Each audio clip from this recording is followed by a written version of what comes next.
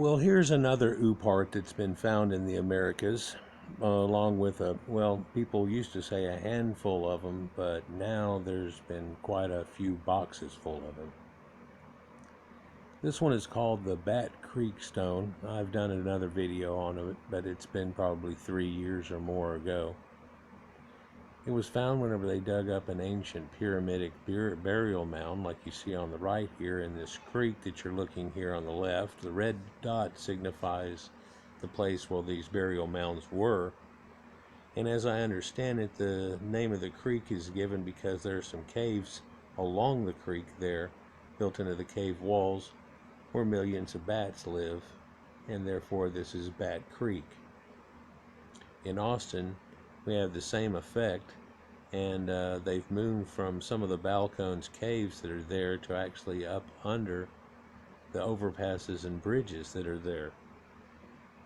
But I guess the name Bat Creek was already taken.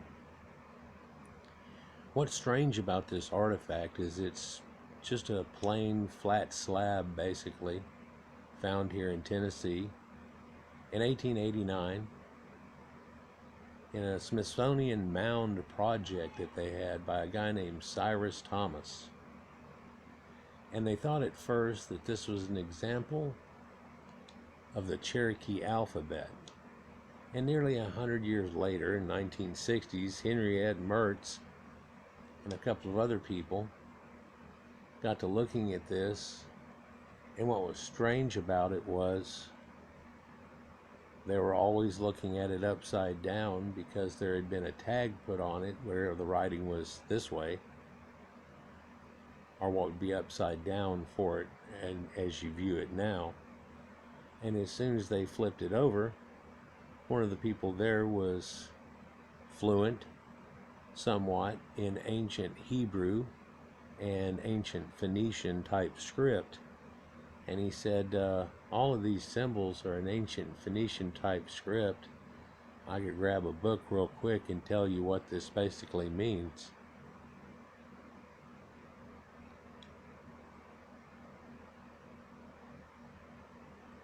And so it looks like it was an ancient Semitic or Phoenician type script, what people quite often try to call Paleo Hebrew. But we've also, anybody that's into this at all, knows that Paleo Hebrew is taken from Phoenician, just like the Greek linguistics that we go off of later, and it's written backwards from right to left. Believe it or not, you can take that and shine it off of water as a reflection or a mirror, and you're actually reading it in a mirror backwards as forwards. That's not for this video here, but this Paleo Hebrew script that's going on here is contained on this slab.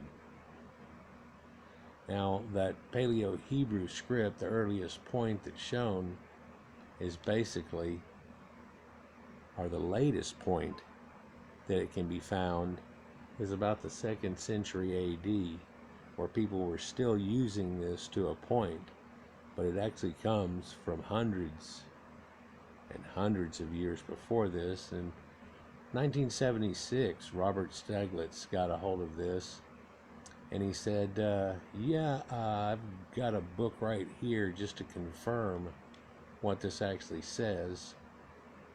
And strangely enough, it actually says, this is only for the Judeans. Which is kind of crazy because that's on the other side of the world that's here and shows up there.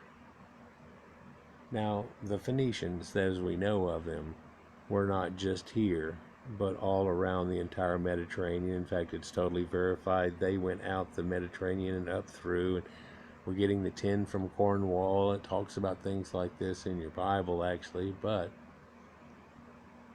that's where all these letters come from. If you were to find one letter or two out of a set of 20 of them that matched somebody else's linguistics, people in this part of the world look at that as being loan words and things, and that's where they got it from. And it actually corresponds to the same letter with the same phonetic sound to it, which is coming on with this script that's here.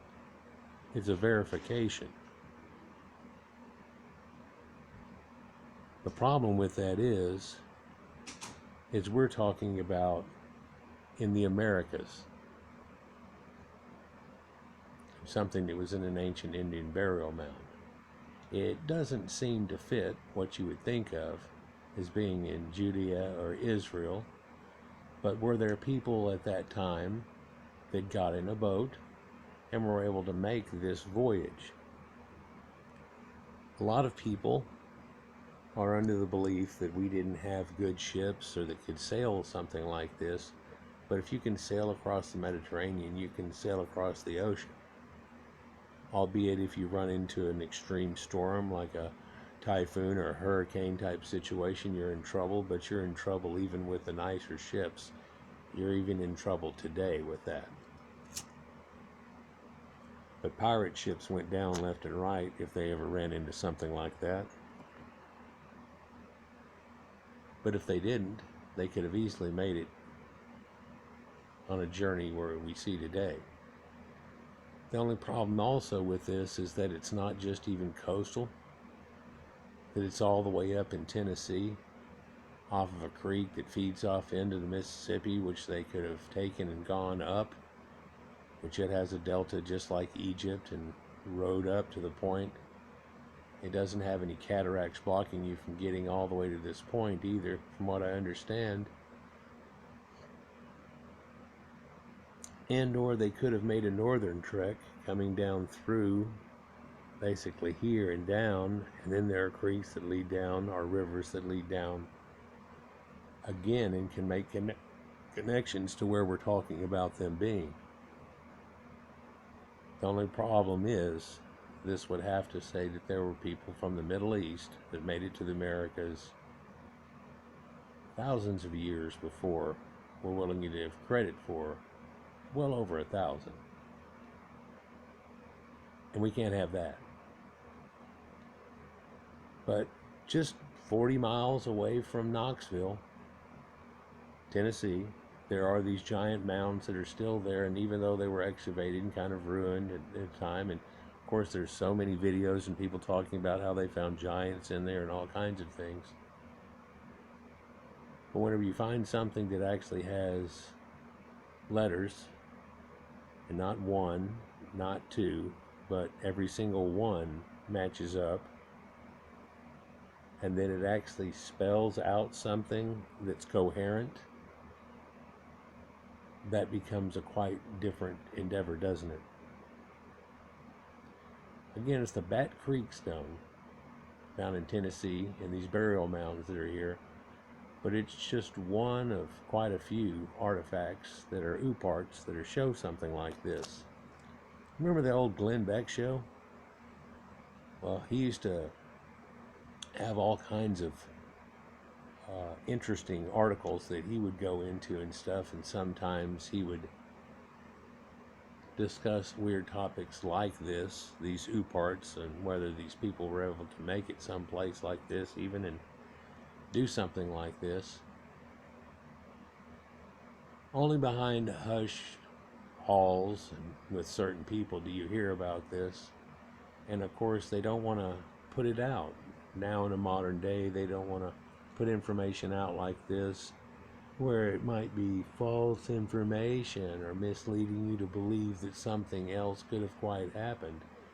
Well, if we have no evidence and everybody's talking about, well, the aliens came and built it and stuff, that's one thing. When we have other evidence and it's something that's a little more reasonable to humanity, that's another. So you can still find these things in what's known as the McClung Museum that's there. Just sitting there with a big question mark over it.